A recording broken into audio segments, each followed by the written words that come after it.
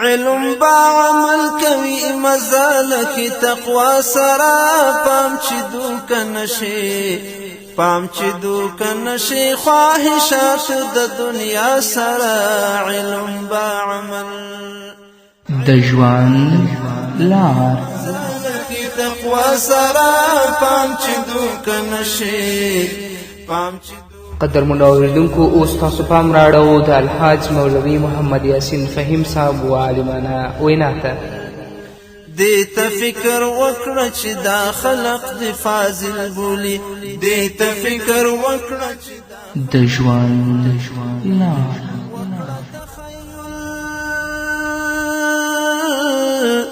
وکړه تخیل ګرانه د خپل نوم د معنا سره پام چې دوک نشي پام چې دوک نشي خواهشات د دنیا سره علم با عمل کوي مزال کی تقوا سره پام چې دوک نشي پام چې دوک نشي خواهشات د دنیا سره علم با عمل. بسم الله الرحمن الرحيم. الحمد لله رب العالمين حمد الشاكرين، الصلاة والسلام على سيد الأنبياء والمرسلين سيدنا ونبينا وشفيعنا ومولانا محمد وعلى آله وأصحابه الطيبين الطاهرين. قدرمنو اوریدونکو د ژوند د لارې د خپرونې مینوالو السلام علیکم ورحمة الله وبرکاته. ستاسو روغتیا او خوشحالي د پاک رب نه غواړم په دې هیله چې د صحت او عافیت جامې په تن ولرئ او خوشحالي مو په برخه وي. دا دی زه محمد یاسین فهیم د ژوند د لارې د خپرونې په وړاندې کولو کې ستاسو په خدمت کې یم. زموږ د نننۍ خپرونې موضوع د دردونو نعمت او د پوهې او د خوشحالي لاسته راوړنه. درد او علم تل لپاره دا ناوړه نه وي. ستا په بدن باندې چې څومره دردونه راځي، په تا باندې چې څومره غمونه راځي، دا تل لپاره ناوړه نه وي، بلکې کله ناکله د یو چا ښه د دردونو په ګاللو کې نغښتي وي. دعاګانې او رښتینې تسبیحات له دردمن سره مل وي. تاسو وګورئ، زده کوونکی د زده کړې په بهیر کې دردونه ګالي چې عالم ورڅخه جوړیږي، په پیل کې سوځیږي خو په پای کې رڼا ورکوي. شاعر هم په پیل کې ربړیږي، کړیږي او د خپل زړه وینې خوري. چې کړاوونه یې ګالل، لنډه دا چې پر یو اغیزمن ادب باندې بیا د شاعر واوړي چې مشاعر او زړونه په خوځښت راولي. کم زده کوونکی چې په خپله خوښه خپل سره ژوند پیل کړي او د علم په پلټنه کې سختي نه وي ګاللې، له بحران او ستونزو سره نه وي مخ شوی، دغه ډول زده کوونکی به تل تنبل او لټ وي. په علم کې به هیڅ خیر او برکت نه وي. دا خبره به هم قدرمنو اوریدونکو تجربې تاسو ته ثابته کړې وي. نو که په دنیا کې څومره درد تیروې، د درد نه به وروسته الله رب العزت تا ته نعمت درکوي. تاسو وګورئ، هغه زده کوونکی، هغه طالب العلم چې کله د علم په لاره کې قدم دی، په دې بهیر کې هغه ډیر دردونه ګالي، په پیل کې سوځیږي خو په پای کې بیا رڼا ورکوي، ټول عالمونه رڼا کوي. او دا تاسو ته هم معلومه ده، کم شاعر چې ستونزې ونه ګالي او د زړه وینې د کاغذ پر مخ تویې نه کړي، شعر او شاعري هم بې خونده وي، ځکه چې دغه ډول شاعري له ژبې څخه راوتلې خو له زړه څخه یې سرچینه نه وي اخیستې. تر دې هم په لوړه سطحه مثال د هماغو لومړنیو مسلمانانو دی چې د پیغمبري په پلیزه کې ژوند کاوه.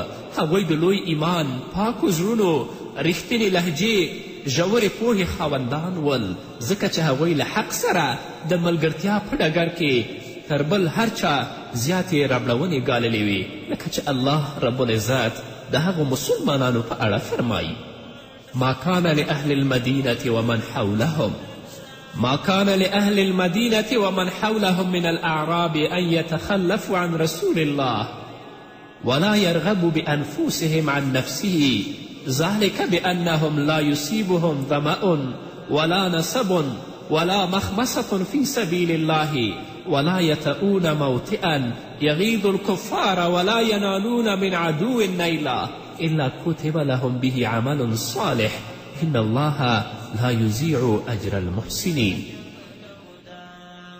الله رب العزت فرمایي د مدینې اوسیدونکو او د شاوخوا بانډکچیانو ته دا هیڅکله نه ښایي چې د الله پیغمبر یې پریښی او په کور ناست وای، چې دوی د الله پیغمبر پریږدي او دوی په کورونو کې کینی او له هغه نه په بېپروایي سره د خپلو ځانونو په فکر کې شوي وای، ځکه چې داسې به هیڅکله نه وای چې هغوی د الله په کار کې د ولږې تندې او بدني تکلیف څه کړاوونه وګالي او د حق د منکرانو چې کومه لاره بدې شي هغوی پرې ګام واخلي او له کوم دښمن څخه چې له حق سره یې دښمني وي څه غچ واخلي او د هغه په بدل کې هغو ته یو نیک عمل ونې لیکل شي. الله رب العزت فرمایي دوی داسې خلک دي چې دا تکلیفونه دوی ته نه رسیږي مګر الله رب العزت به دوی ته نیک عمل لیکي.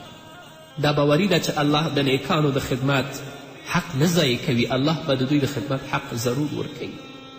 پر دې سربیره نورې داسې بیلګې هم شته چې د لوړو او ژورو په ګاللو یې غوره نوښتونه رامنځته کړي دي. ولکن کره الله انبعاثهم فثبتهم وقیل اقعدوا مع القاعدین. الله وایي د هغو پاڅون له سره د الله خوښ نه و د منافقینو، ځکه خو یې هغوی سست کړل او هغوی ته ویل شول چې کښېنئ له ناستو سره. هغه واعظ چې د خپل وعظ په دردونو کې ربړیږي د هغه خبرې د زړونو تل ته کښېنوځي، ځکه چې وعظ یې له درد او علم څخه سرچینه اخیستې وي. نو هر درد او هر کړاو تاسو دا ناوړه مه ګڼئ، دا ځان ته ځانګړي نعمتونه لري. الله رب العزت دې موږ ته د نیکو اعمالو توفیق راکړي. هغه زموږ طالب العلمان، هغه زموږ ورونه چې په اول کې دوی دردونه کړاوونه ګالي، خو الله رب العزت وروسته دوی ته د علم نعمت ورکوي. الله رب العزت دوی د پوهې لور ته روانوي. لکه الله رب العزت فرمایي علمک ما لم تکن تعلم وکان فضل الله علیک عظیما وکان فضل الله علیک عظیما. الله وایي او تا ته یې هغه څه ښودلي دي چې تا ته معلوم نه ول او پر تا د الله لورونه ډیره زیاته ده. ځکه ناپوهي د ضمیر مړینه او د ژوند وژل دي چې دا د عمر تباهي ده. نو هر مسلمان باید په خپل ژوند کې پوهه ترلاسه کړي. که په اول کې درد او کړال ګالي، په آخر کې به الله رب العزت دا په خپلو نعمتونو کې راونغاړي. ناپوهي د ضمیر مړینه او د ژوند وژل دي چې دا د عمر تباهي ده. انی اعزک ان تکون من الجاهلین. الله وایي زه تا ته نصیحت کوم چې خپل ځان د ناپوهانو په څیر ونه ګرځوي. د دې برعکس له علم پرته انسان هسې مړی دی او بېعلمي د مړو په څیر ژوند کول دي او علم د سترګو رڼایي او د روح غښتلتیا ده. هغه څوک چې عالم دی سترګې به روښانه وي او دغه روح به هم روښانه وي. د پوهې پر مټ انسان له خپل زړه نه تنګي لرې کوي او ډاډمني ترلاسه کوي. پوهه ده چې له لاسه وتلی شی بیرته انسان ته په واک کې ورکوي او دا هم انساني فطرت دی چې له نوو شیانو سره آشنایی پیدا کوي او د دې برعکس ناپوهي د زړه او روح سکون له منځه وړي. په ناپوهي کې نننۍ ورځ هم د پرون په څیر ده. نو له دې امله که څوک نیکمرغي غواړي باید پوهه ترلاسه کړي چې نن یې له پرون سره توپیر ولري، په دې معنا چې نن یې باید تر پرونه ښه وي. د پوهې په اړه الله رب العزت په خپل کلام کې فرمایي وقل رب زدنی علما اقرأ باسم ربک الذي خلق. الله رسول الله ته وایي چې دعا وکړه چې ای پروردګاره ما ته لا زیات علم راکړه او ولوله ای پیغمبره د خپل رب په نامه چې هغه پیدا کړل. همدارنګه رسول الله فرمایي من یرید الله به خیرا یفقهه فی الدین. د چا په اړه چې الله د خیر اراده وکړي نو په دین کې پوهه ورپر برخه کړي. تاسو وګورئ بقی بن مخلد له اندلس نه په دې نیت د بغداد لاره نیسي او روانیږي چې هلته به له امام احمد بن حنبل رحمه الله نه د حدیثو علم زده کړم. او تاسو ته معلومه ده چې د اندلس نه تر بغداده پورې څومره لار ده، په زرګونو کیلومتره مزل دی چې په میاشتو کې هلته موټر نه رسیږي. فحضرت بقی پیاده د اندلس نه د بغداد لور ته روانیږي. چې کله بغداد ته رسیږي، بغداد ته تر رسېدو وروسته پر دې پوه شو چې امام احمد بن حنبل د خلق القرآن مسئلې له امله په کور کې تر څارنې لاندې بندي دی. دا یو اختلافي مسله وه په دې باندې علما ډېر ښه پوهېږي چې په دې مسئله کې حضرت امام احمد حنبل په خپل کور کې بندي و او تر څارنې لاندې و او څوک ورسره د لیدنې کتنې حق هم نه لري. حضرت بقیع په تشویش کې شو چې تر دومره مزله وروسته که له لاسته راوړنې پرته بیرته ستون شم نو دا ښه نه ده، ځکه زما خواري به بېځایه لاړه شي. نو له ځان سره یې پرېکړه وکړه چې زه باید د دروازې مخې ته کښېنم تر دې چې ورسره وګورم. 3 شپې ورځې د امام احمد بن حنبل صاحب دروازې مخې ته تېرې کړې. لنډه دا چې د هغه خدمتګار را ووته نو بقي بین مخلد ورته خپله قیصه وکړه چې د څه لپاره راغلی او څه غواړي. امام صاحب چې خبر شه نو په څه بهانه یې ورسره وکتل او دواړه پر دې پرېکړه وکړه او په دې باندې هم نظرې شول چې ته د سوالګر په بڼه کې راځه او زما د کور مخې ته کښېنه او خیرات غواړه، نو زه به هم د خیرات درکولو په بانه در اوزم او په منډه به یو حدیث د محمد رسول الله تا وایم. دواړو تر 1 کاله پورې همداسې کول او کال وروسته چې بقي خپل کلي ته ستون شو نو مسند بقي بن خلد یې ولیکه چې ټوله د علم نړۍ یې پرې خړوبه کړه. ګورې هغوی د علم دپاره څومره تکلیف ایسته، نو د هغه درد او غم نه وروسته الله دې ته نعمت هم ورکه. نو هر درد او هر علم ناوړه نه وي، د هغه نه به وروسته الله تا ته ډېرې خوشحالیانې او ډېر نعمتونه هم درکوي. نو د پوهې په راسته راوړلو کې، د علم په راسته راوړلو کې خامخا ستونزې او تکلیفونه شته، هغه وګاله، په هغه باندې زغم او صبر وکړه چې الله تا ته نعمتونه درکړي. نو څومره چې په درد کې ژوند کوې، په غم کې ژوند کې، د خوښي د ترلاسه کولو هنر زده کړه. غم او درد پرېږده، ځکه د زړه خوښي او د زړه ټیکاو له سترو نعمتونو څخه ګڼل کیږي، ځکه چې د زړه خوښي د ذهن ته ثبات او نفس ته ډاډمني وربښي. او هغه څوک چې په غم کې ژوند کوي، هغه څوک چې په غم او په درد کې ژوند کوي، د هغه ذهن به هم ثابت نه وي، د هغه نفس به هم ثابت نه وي. علما ویلی دي چې خوشحالي او خوښي لاسته راوړل یو داسې هنر دی چې هغه زده کړې ته اړتیا لري. څوک چې پر دې هنر باندې وپوهیږي چې خوشحالي څه ډول او څنګه ترلاسه کیږي او ګټه ترې څنګه اخیستل کیږي، نو هله به د ژوند په خوږو باندې پوه شي. نو په دې لړ کې تر ټولو لومړنی اصل دا دی چې انسان باید زغمناک او صابر وي. له مصیبتونو سره د مخ کېدو په صورت کې باید زغم ونه بایلي او نه له خنډونو سره د مقابلې پر مهال د دوزړهتوب ښکار شي، ځکه زړه چې څومره غښتلی او پاک وي نو روح به هم راړون او ځواکمن وي او بیا په زغرده له ستونزو سره مقابله کولی شي. د دې برعکس د فطرت له کړکېچنو سره له مقابلې نه ډارېدل او دوزړهتوب، رنځونه، دردونه او وهمونو ته لاره جوړوي. د مصیبتونو پر مهال وویلا کول او په وړو خبرو هیجاني کېدل، غوسه کېدل او اندېښنې او لا ډېرې ستونزې رامنځته کوي. خو هغه څوک چې د غوسې پر مهال له صبر او زغم څخه کار اخلي، ټولې ستونزې به یې اسانه هواریږي. کله چې یو ځوان له مرګ سره لوبې کولی شي نو د ستونزو او مصیبتونو ګالل ورته اسانه خبره وي. د سرور او خوښي د دښمنانو تګلاره تنګ نظري او د نورو په پرتله یوازې خپل ځان ته ارزښت ورکول دي. الله رب العزت خپلو دښمنانو ته په دې ټکیو کې اشاره کړې. الله فرمایي اهمتهم انفسهم، هغوی ته یوازې همدا خپلې ګټې ارزښت درلود، بل شی ورته ارزښت نه لري. دغه ډول لنډفکري خلک او ځانپالي خلک ټولې ښېګڼې په خپل ځان کې ګوري او نور ټول مخلوق یې تر سترګو کم راځي او د نورو په اړه هیڅ فکر نه کوي او نه د بل لپاره ژوند کوي.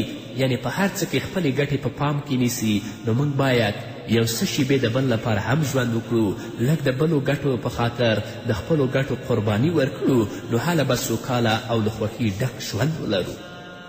نو زغم او صبر او عاطفه داسې یو شی دی چې انسان ته خوشحالي او سرور و په برخه کوي. راشه دردونه پرېږده او خپل فکر ته واګي واچوه. د خپل فکر خپل سری مه پرېږده او که همداسې خپل سری پرېږدې نو د غمونو دوسیې به درته پرانیزي او له پیدایښت نه تر ننه پورې د ناهیلو ټولې کیسې به درته وکړي.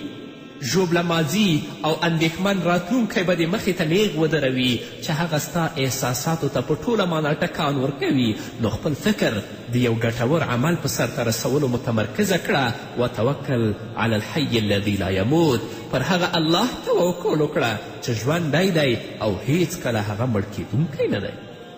او بل دا که غواړي چې له دردونو او غمونو نه خلاص شي، خوشحاله ژوند ولري، نړۍ ته فقط دومره ارزښت ورکړه چې څومره ارزښت لري یا څومره ارزي. دنیا هسې لهو لعب دی، نو له د دنیا نه مخ اړول پکار دي، ځکه چې دا د بیلتانه، سکنۍ او د فجایع او د فحاشیو ناسکه مور ده. د داسې صفت لرونکی څیز دومره د پام وړ کله کیدی شي چې ته د خپل ټول دنیا او د ژوند پام دې ته واړوي. تاسو لیدلي ډېر غټان او ډېر مخکیني خلک چې پراخه خزانې یې راټولې کړې وې څه شول؟ نه هغوی پاتې دي او نه د هغوی خزانې.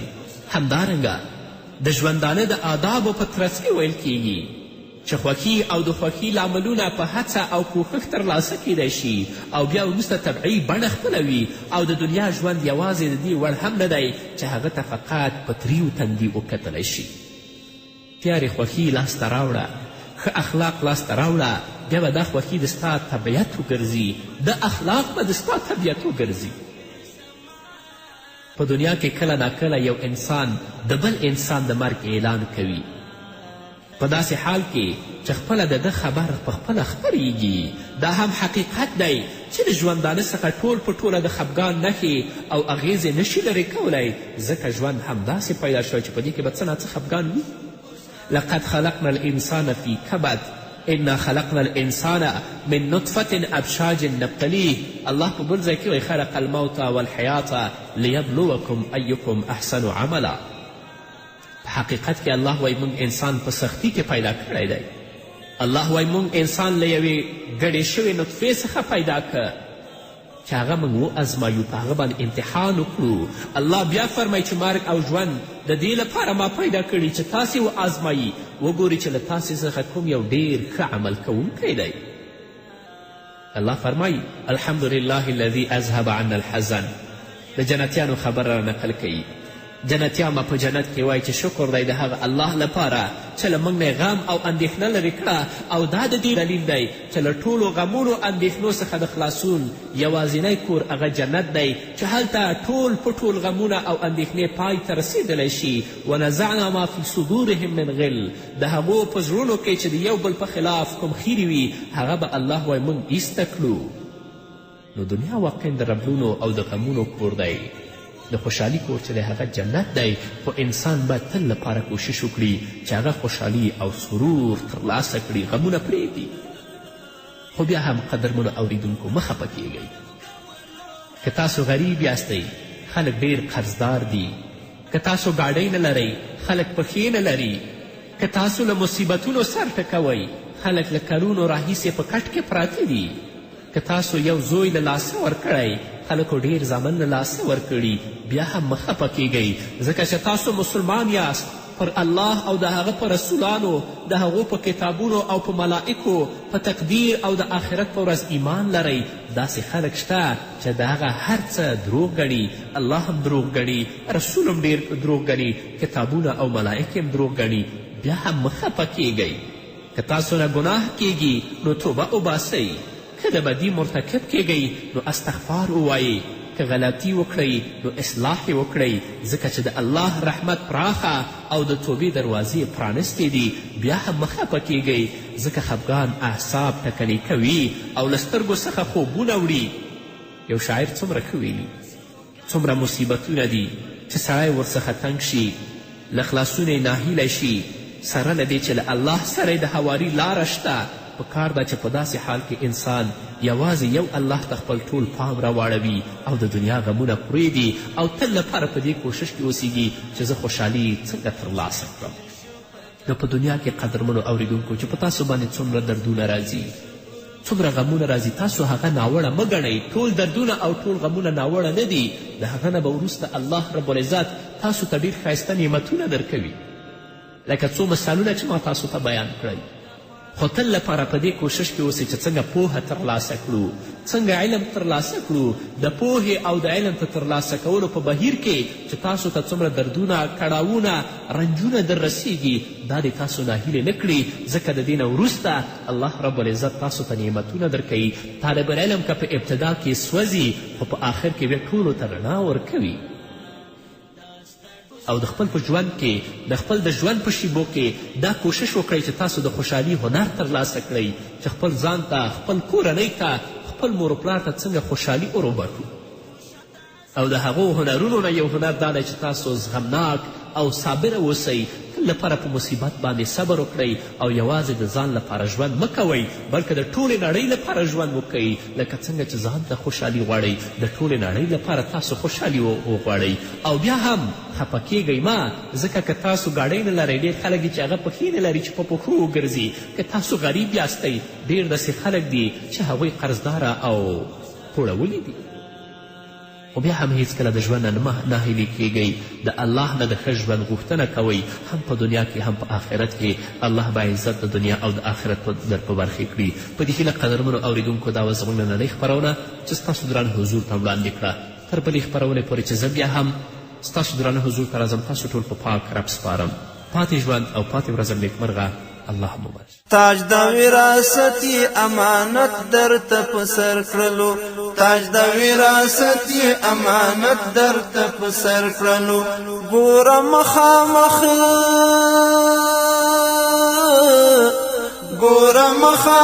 شل عظمي ابتلا سره پام چې دوکه نشي پام چې دوکه نشي خواهشاتو د دنیا سره علم با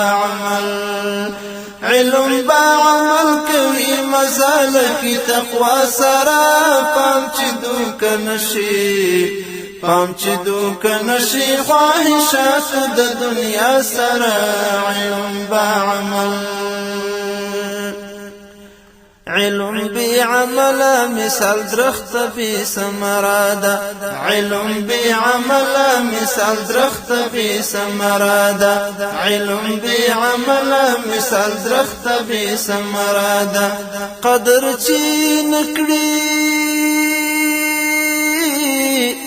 قدر چی نکړي څوک نه ښایي هسې چا سره پام چې دوکه نشي خواهشاتو د دنیا سره علم با عمل قدر چې نکړي څوک نه ښایي هسې چا سره پام چې دوکه نشي خواهشاتو د دنیا سره علم با عمل کوي مزال کی تقوا سره پام چې دوکه نشي خواهشاتو د دنیا سره علم با عمل